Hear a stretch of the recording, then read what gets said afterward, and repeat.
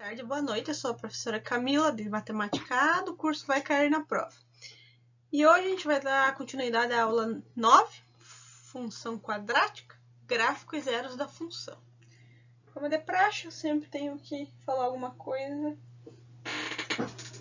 que não tem a ver com matemática, né? Para o assunto ficar tão pesado. Então, eu comprei esse livro esses dias para ler. Lançamento exclusivo. Aves catarinenses. Tem todos os pássaros. Adoro pássaros, vocês sabem disso?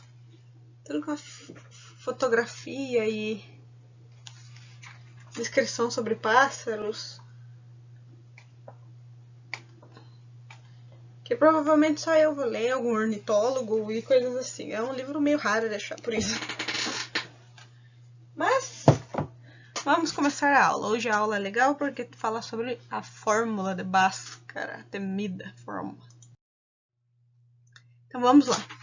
Uma função é dita quadrática quando ela tem o formato f de x é igual a x mais bx mais c.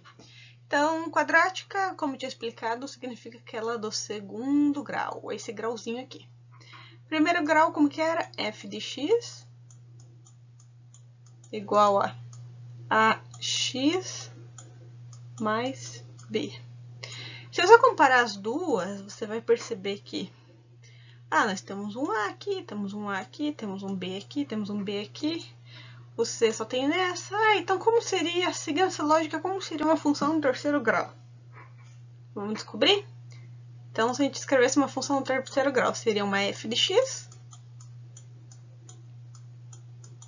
igual a x mais bx mais cx mais d. E os graus, como que seria? O último aqui seria o grau 0. E aqui seria o grau 1. Mesma coisa aqui, grau 0, grau 1. Então, se escreve os graus de trás para frente. Grau 0, grau 1, grau 2, grau 3. Essa seria uma função do terceiro grau, o primeiro grau, o segundo grau. E uma de quarto grau. Segue a mesma lógica. Você só vai adicionando aqui, né, os coeficientes aqui. A, B, C, D, E, F, G, H, I. Tem funções que você pode utilizar em engenharia aqui. Já começa a virar alfa, beta, gama, W, Z. Inventa uma letra para ter tantos coeficientes que tem. Mas a gente vai trabalhar hoje com essa função do segundo grau. Então, ele diz aqui que A e B e C são coeficientes reais. Não estamos lidando com os imaginários ainda. Isso é uma função quadrática e formada por um polinômio de segundo grau. Ou seja, ele é elevado a 2. Assim, podemos dizer que é uma função polinomial do segundo grau. Essa aqui é uma função polinomial do primeiro grau, essa do segundo e essa aqui é do terceiro. Vocês percebem que elas têm o formatinho igual. Elas têm os monômios, que é o nome de cada parte, e vários monômios formam o polinômio. Então, o polinômio do segundo grau, do primeiro grau e por aí vai. E o grau é dado pelo número acima de x. Como exemplo de função quadrática, temos, então vamos aqui, letra A. Tem x? Tem x elevado a 2. Então, é segundo grau. Acabou a história. B. Tem x? Tem x elevado ao segundo grau. A 2. Então, acabou a história também. Mas esse 2 na frente aqui? Mas aqui na letra A não tinha 1 na frente? É a mesma coisa, só mudou o número que está acompanhando o x. Aqui no C, segundo grau? Também segundo grau. Acabou a história. D. Tem aqui um segundo grau em cima aqui do x? Tem. Também acabou a história. Mas aqui é negativo. Não interessa se é negativo ou positivo. É um menos 1 que está na frente. Se aqui fosse menos 5, ia dar da mesma. Então, esses são os termos. O coeficiente, né, angular. Esse que vem na frente de x ao quadrado. É o coeficiente angular da função. E o coeficiente linear? O coeficiente linear é o b, nosso bzinho, né? Seria o coeficiente aqui. Coeficiente linear. Aqui seria mais 0x mais 0. ou seja, os b valeria 0. Aqui vale menos 3. E aqui vale 0, né? Porque esse 3 aqui, ó, ele não tem x. E o coeficiente linear da função de segundo grau é b. E aqui seria mais 0x. Se formos escrever ela completa. As equações escritas completas. Elas são abreviadas porque elas têm 0. Não precisa ficar escrevendo 0x, 0, não sei o quê. Então, primeiro grau, A, coeficiente angular. A, coeficiente angular. A, coeficiente angular. Primeiro grau. Deixa eu pegar uma outra cor aqui. B, independente porque não tem um x acompanhando. C, independente porque não tem o x acompanhando. D, independente porque não tem o x acompanhando. Linear. A função do primeiro grau não tem o linear aqui. Então, elas têm nosso bzinho aqui no segundo grau e no terceiro grau. Correto? Correto. Então, vamos lá. Então, dizemos que A é o coeficiente angular, B linear e C o independente da parábola. Então, a gente pode chamar de equação do segundo grau, parábola. O que mais?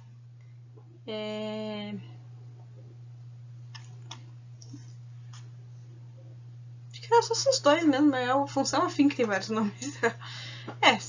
Equação do segundo grau, função quadrática também. Então, é a mesma coisa, tudo a mesma coisa, só o nome.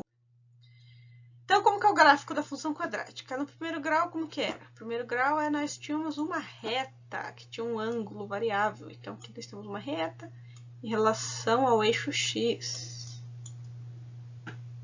Então, ele diz aqui, ao atribuirmos valores de x em uma função quadrática e calcularmos os valores de y correspondente, lembre-se, função. Entra x e sai nosso queridíssimo y. Obtemos os pares ordenados x, y, representando os pontos de um gráfico. Vemos que a função quadrática possui um gráfico em formato de parábola, isso é, formato de U. Mais fácil. Gráfico em formato de U. O que acontece? Nós estamos aqui no primeiro caso aqui, ó, que eu vou marcar o 1 aqui. A gente tem uma parábola que ela tá virada para baixo. Virada para baixo? Como assim? Ela é como se fosse uma pessoa triste, ó. Uma pessoa chorando, ó. Saindo as lágrimas aqui, ó. Um sorriso triste. A parábola, quando ela tem um sorriso triste dessa, ela tem o coeficiente angular, ou seja, ela tem o A acompanhado de um negativo na frente, um número negativo. Então, ela é um coeficiente triste. E você vê aqui que as parábolas, normalmente, elas batem 2 vezes no eixo x. Ou seja, elas têm 2 zeros da função, 2. A função do primeiro grau tem 1, a função do segundo grau tem 2, e a terceiro grau tem quanto? Será? Acho que é 3, né? Então, ela bate 2 vezes aqui. E essa outra função aqui? Essa aqui seria, eu vou marcar aqui como 2, uma pessoa feliz, uma pessoa sorrindo, um rostinho feliz. Então, o coeficiente angular dela é positivo. Você fica triste quando está negativo no banco e fica feliz quando está positivo no banco. É basicamente isso. E o que acontece aqui? Também, essa aqui, por exemplo, ela está cortando 2 vezes o eixo x. Então, ela tem 2 valores de x. Ela tem 2 valores de x para corresponder a um único y. Você lembra que a gente falava das funções injetoras, bijetoras, sobrejetoras? Então, nesse caso aqui, o que acontece? Elas não são bijetoras, não são injetoras, não são sobrejetoras. A parábola não é nenhuma dessas 3. Então, aqui nós temos 2 valores de x que respondem ao mesmo y. Aqui no caso o y está valendo 0, né? Porque está na linha do x. E daí ele fala que possui um eixo de simetria, sim, possui um eixo de simetria, não é o eixo Y, é o eixo que ela bate aqui mais baixo, ó, onde ela tem um ponto menor ou maior, aqui no caso, você vai ter um eixo que divide ela no meio. E corta o eixo, daí ele fala que a parábola possui um eixo de simetria, além disso, a parábola corta o eixo das ordenadas no ponto 0C, isso é, no termo independente. Então, você lembra como que era? F de x é igual a AX mais BX mais C. Sendo ao quadrado é o quadrado, né? Termo independente era C. Ele diz que elas encostam em Y, no eixo Y, quando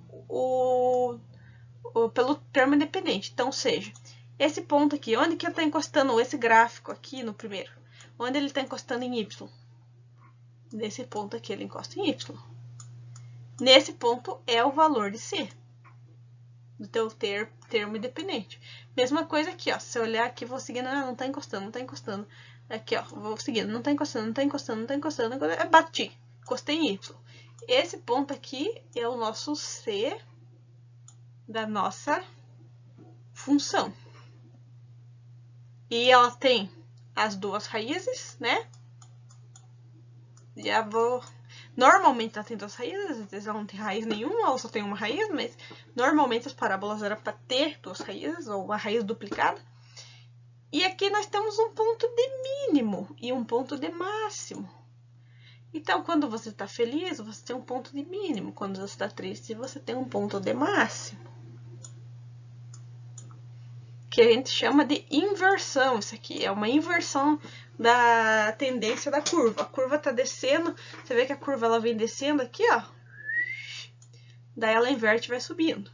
Então, até aqui ela decresceu, depois ela cresceu. Aqui é o contrário, ela está crescendo, tá, bateu aqui em cima e decresceu. Esses são os pontos que vocês têm que saber sobre as parábolas. Então, aqui, x1 e x2, que está nas duas parábolas, são zeros.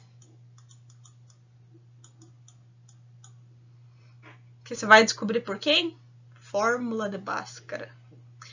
E aqui, no ponto de mínimo, você vai ter uma fórmula específica ou de máximo para descobrir, que é a inversão. E tem aqui onde a gente bate no eixo Y, né? Onde corta o eixo Y. Esse aqui é simplesmente o termo independente. Isso aí não precisa nem fazer cálculo, ok? Então, a gente... zeros ou funções, ou raízes da função. Então, ele diz aqui que o zero ou a raiz da função é quando...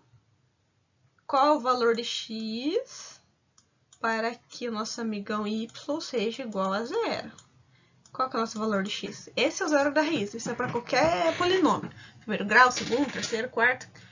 Então, graficamente, podemos notar que a raiz de uma função é o valor onde o gráfico corta o eixo das abscissas. Sim, é lá onde o xzinho, no caso da parábola, estava cortando duas vezes. No gráfico acima, vemos que a parábola corta o eixo x duas vezes. Isso significa que a função quadrática pode assumir duas raízes. Isso mesmo. As duas raízes têm como saída o mesmo valor de y. Essas raízes podem identificá-las como x1, x2, x', x2', xa, xb, como você quiser chamar. Depende da sua preferência. Nesse material, utilizaremos x1 e x2. Para encontrarmos as raízes da função quadrática, iremos igualar, né, no caso, f de x a zero. Então, a gente tem lá f de x igual a zero. Então, nós temos aqui igualado a zero. Note que para resolver essa equação é o mesmo que resolver uma equação de segundo grau, que sabemos que é só utilizarmos a fórmula de Bhaskara. Então, aqui, novamente, a fórmula de Bhaskara, não aqui no curso, mas novamente na vida, né? X é igual, tem que repetir milhões de vezes, x é igual a menos b mais ou menos raiz quadrada de b ao quadrado menos 4 vezes a vezes c divididos por 2a. De novo, x é igual a menos b mais ou menos raiz quadrada de b ao quadrado menos 4 vezes a vezes C dividido por 2A. Assim teremos as duas soluções, ou seja, vamos ter lá o x1 e o x2. As duas raízes, pois temos o sinal mais ou menos que garante soluções diferentes, tá? Está falando que um vai ser positivo, outro vai ser negativo daqui. O que acontece? Se a gente lembrar lá da fórmula do zero das raízes para o primeiro grau, para a equação do primeiro grau, a gente tinha x menos b sobre a. A gente isolava lá o f de x, fazia zero e achava isso aqui. A fórmula de Bhaskara é a mesma coisa, só que escrita diferente. É para achar o zero da função. Assim teremos duas soluções, ou seja, duas raízes, pois temos que o sinal mais ou menos garante soluções diferentes. Tá, ele repetiu aqui também na apostila. Uma coisa importante, se a gente tem lá uma parabolazinha qualquer, a minha tá meio torta, mas... E a gente vai ter aqui o x1 e aqui o nosso x2. A gente pode dizer que o mínimo da parábola, esse valor mínimo, tem uma equação para isso aqui, mas a gente pode dizer que o mínimo aqui é você pegar o valor de x1 mais o valor de x2 e dividir por 2. Pegar o que está aqui, isso aqui, e dividir por 2.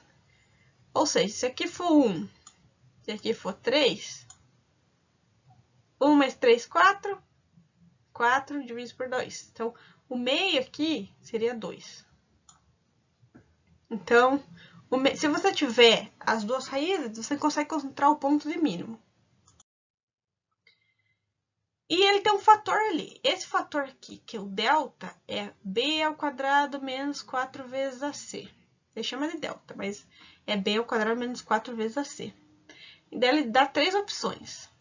Se esse deltinha aqui, se tudo isso aqui resolver terminar em zero, nós temos que x1 é igual a x2. Se a gente vir aqui embaixo vendo o gráfico, esse primeiro gráfico aqui, ó, que eu vou marcar aqui um amarelo aqui. x1, x2. Eles bateram aqui, ó, os dois no mesmo ponto. Inclusive, essa fórmula aqui é a fórmula de encontrar o mínimo, neste caso aqui. Então, você vai ter menos b sobre 2 vezes a, que é como você vai encontrar o mínimo de uma parábola. Menos b divididos por 2 sobre a. Daí ele fala o segundo caso aqui, que é número negativo. Então, seu deltinha lá, ele resolveu dar um número negativo. Número negativo dentro de uma raiz não me cheira bem. O que acontece com o número negativo dentro de uma raiz? Dá o imaginário. Nós não estamos trabalhando com o imaginário, então esquece. Significa que as raízes não são reais, logo ele não encosta no eixo x, porque o eixo x é o eixo dos reais. Então ele não vai encostar aqui no eixo x. Quando você vê um gráfico de uma parábola que não encosta, pode saber que o delta dela é negativo.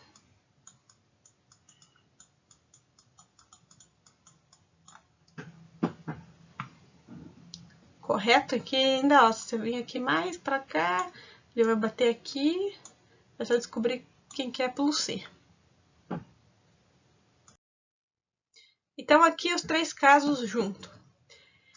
Se o delta, que é lá, b ao quadrado menos 4 vezes a vezes c, tiverem raízes distintas, ou seja, se ele for positivo, ele vai ter raiz distinta. Então, se você fazer lá o cálculo, e o cálculo der lá um valor positivo, você vai ter duas raízes. Você vai ter x1 e x2.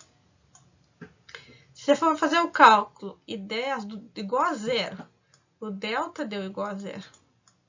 Então, x1 é igual a x2. E se você fez o cálculo aqui, o delta, aqui ele está falando que deu uma raiz de um número negativo, então ele não tem raiz real. Ele fala aqui, quando as raízes são iguais, ou seja, nesse caso aqui, ó, raízes iguais, dizemos que é uma raiz de multiplicidade 2. Então aqui, primeiro caso, né, com delta maior que zero, nós temos aqui x1, x2.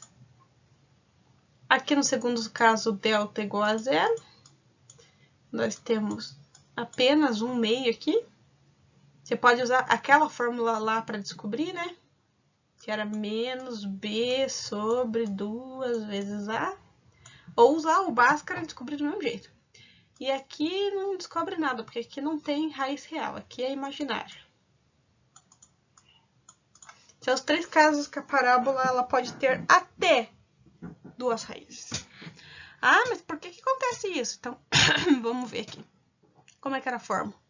X igual a menos b mais ou menos raiz quadrada de... Vamos tirar essa raiz quadrada, vamos fazer direto delta aqui, ó. Dizer um delta.